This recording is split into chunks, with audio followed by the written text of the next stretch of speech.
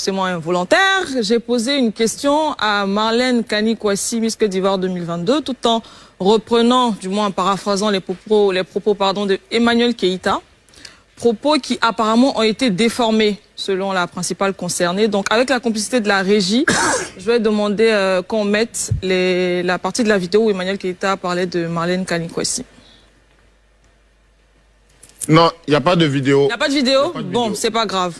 Je vais alors profiter de ce moment, de mes papos, voilà, pour revenir un peu sur ce que j'ai pu voir sur les réseaux, mais surtout ce qu'on m'a rapporté, ce que ma direction m'a rapporté ce matin.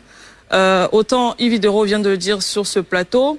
La semaine dernière, je crois quand on a reçu Mimi, c'était la semaine dernière aussi, j'ai posé une question sans pour autant vouloir blesser Ivy, parce que je me suis dit que Mimi est la personne à même de pouvoir affirmer ou infirmer les propos qui ont été dits sur elle.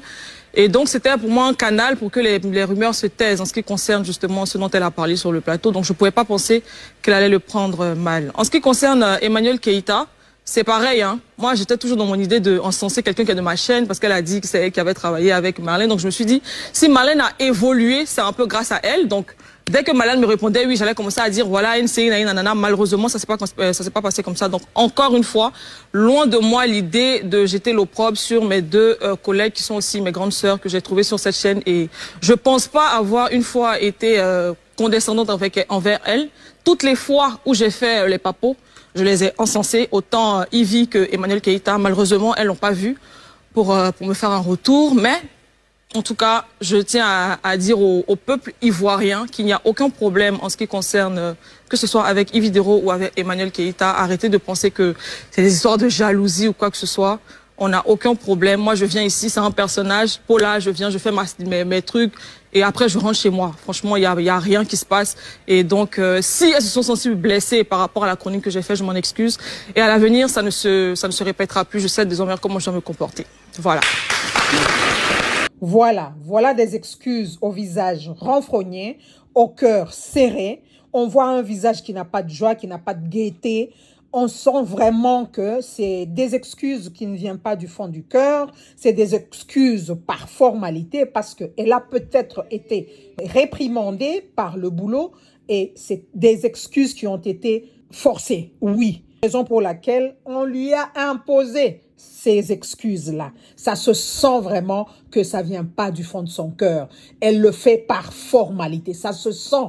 On sait le lire sur ton visage et sur ta manière de parler. Et oui, c'est juste par formalité que tu l'as fait. Tu as voulu même qu'on puisse rejouer la vidéo dans laquelle Emmanuel Keïta était en train de...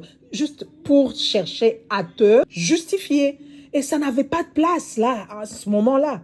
Ça n'avait pas de place. Te justifier sur quoi? Quand on vient présenter ses excuses, cela veut dire qu'on reconnaît quelque part avoir mal agi et on vient présenter ses excuses. Mais comme tu voulais qu'on rejoue la partie où Emmanuel Keïta était en train de parler, ce qui veut dire que tu ne te reproches de rien, tu voulais que la population, une fois de plus, puisse d'elle-même voir et comprendre ce qui s'est réellement passé. Alors que ça n'avait pas sa place en ce moment-là, non. On peut sentir dans ta voix que ce sont des excuses qui ne viennent pas à volonté, qui ne viennent pas aisément. Tu as été obligé de présenter ces excuses-là parce qu'on sent qu'il y a quelque chose coincé dans ta gorge. Ma chérie, on ne fait pas ça. Et puis, à un certain moment, tu viens nous dire comment, voilà, ne pensez pas qu'il s'agit de jalousie avec un rire jaune, là. Hey, c'est pas comme ça qu'on présente des excuses, hein. Je suis désolée.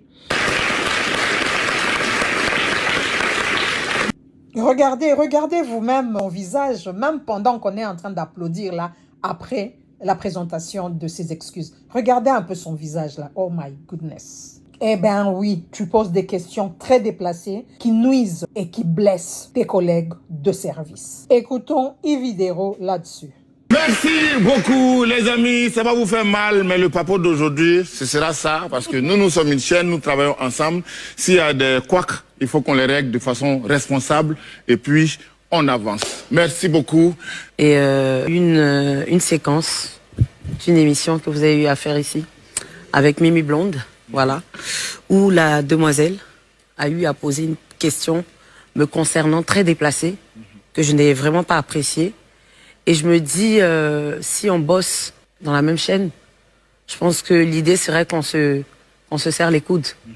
Ne pas tirer sur une ambulance qui est à terre, parce que je pense que c'est parti d'une histoire que j'avais certainement vécue, qui avait pris les réseaux sociaux. Et donc, je vais déjà répondre pour dire que avoir la chance que j'ai de côtoyer des personnes comme toi, Zongo, comme François, comme des personnalités de ce pays, comme mes proches, comme ce monsieur qui est à côté de moi, il faut avoir une hygiène irréprochable.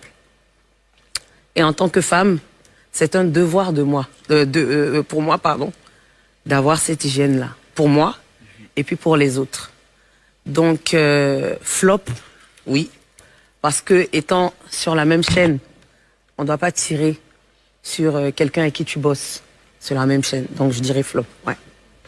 Ok. Merci beaucoup, merci beaucoup. Nous aussi, on a entendu des échos et on est très content que tu réagisses sagement comme ça, parce qu'il n'y a pas lieu de mettre l'huile sur le feu.